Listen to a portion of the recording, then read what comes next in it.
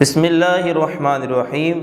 ناظرین کرام، سید الاسیاد، فرد الافراد، غوث الاغواث، قطب الاقطاب، پیر پیرا، میر میرا، محبوب سبحانی، غوث سمدانی، قندیل نورانی، شہباز لامکانی، میرا محی الدین، پیران پیر، پیر دستگیر، روشن ضمیر، شیخ ابو محمد عبد القادر جیلانی، الحسنی، حسینی، جیلانی، گیلانی، بغدادی رضی اللہ تعالی عنہ۔ آپ حسنی حسینی سید ہیں، مادر زاد ولی ہیں۔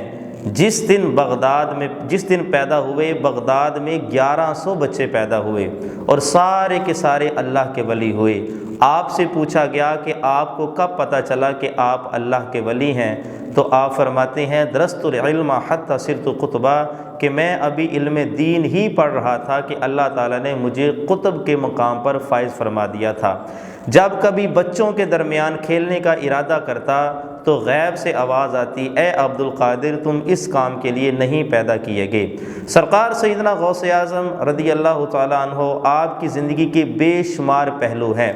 آپ کی ولادت باسعادت قطب الدین یونینی کے مطابق 470 ہجری ہے۔ آپ 470 ہجری میں پیدا ہوئے، اور جب آپ کی پیدائش کا پوچھا گیا تو جو آپ نے بتایا اس کے لحاظ سے آپ کی پیدائش 470 ہجری ہی بنتی ہے، اور 561 ہجری میں آپ نے وصال فرمایا۔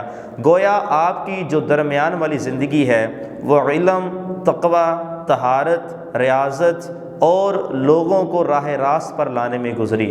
شیخ عبد القادر جیلانی رضی اللہ تعالیٰ عنہ، آپ نے بغداد کو اپنا علم کا مرکز بنایا اور علوم و فنون کے وہ چشمے جاری فرمائے کہ اگر کوئی بولا بٹکا ہوتا تو وہ راہ راست پر آ جاتا۔ زنا، شراب، حرام خوری، جوا کرنے والی جتنی بھی بیماریاں تھیں، اگر کوئی آپ کی بارگاہ میں آتا تو وہ راہ راست پر چلا جاتا۔ نیز غیر مسلم آتے تو وہ کلمہ پڑھ کر جاتے۔ آپ نے دین اسلام کے لیے بے شمار خدمات کیں۔ 14ویں صدی کا مجدد، 150 علوم کا ماہر اور 1000 کتابوں کا رائٹر، حضرت علامہ مولانا بریلی کا تاجدار مولانا شاہ احمد رضا خان فاضل بریلوی، آپ بارگاہ غوثیت میں یوں کہتے ہیں کہ واہ کیا مرتبہ اے غوث ہے بالا تیرا، اونچے اونچوں کے سروں سے قدم اعلیٰ تیرا، سر بلا کیا کوئی جانے کہ ہے کیسا تیرا، اولیاء مالتے ہیں آنکھیں وہ ہے طلبہ تیرا۔ اور کہتے ہیں تیری سرکار میں لاتا ہے رضا اس کو شفیع یا رسول اللہ صلی اللہ علیہ وسلم، تیری سرکار میں لاتا ہے رضا اس کو شفیع جو میرا غوث ہے اور لاڈلا بیٹا تیرا۔ سرکار سیدنا غوث اعظم رضی اللہ تعالیٰ عنہ کی ساری زندگی شریعت کے عین مطابق تھی، اور آپ نے طریقت کو فروغ دیا۔